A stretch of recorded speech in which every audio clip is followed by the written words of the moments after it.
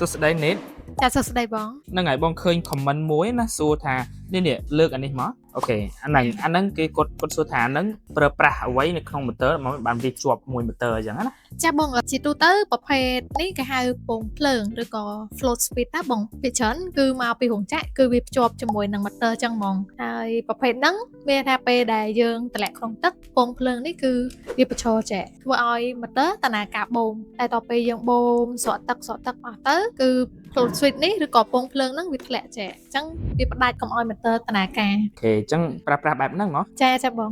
អូខេអញ្ចឹង motor ពីរហ្នឹងសុទ្ធសឹងតែជាប្រភេទ motor អីដែរ ប្រភេទ motor តម្លាក់ក្នុងទឹកដូចគ្នាបងតែគ្រាន់ថាការប្រើប្រាស់ជាច្រើនប្រភេទនេះគឺយើងប្រើសម្រាប់ទឹកខ្វក់តែប្រភេទនេះគឺយើងអាចបូមទឹកអាងឬក៏ទឹកស្រះទឹកបឹងនេះបាន អូខេបងឃើញនៅខាងក្រោមវាដូចមានសំណាញ់អីទេណា ចាបងប្រភេទហ្នឹងជាសំណាញ់សម្រាប់ការពារកុំឲ្យពេលដែលស្លឹកឈើឬក៏កតិកទីអីចូលអញ្ចឹងបងកុំឲ្យចូលទៅក្នុងផ្លិត motor អូខេកុំឲ្យមានបញ្ហា motor เนาะ ចាបង អូខេអរគុណច្រើនណា ចាអរគុណច្រើនបង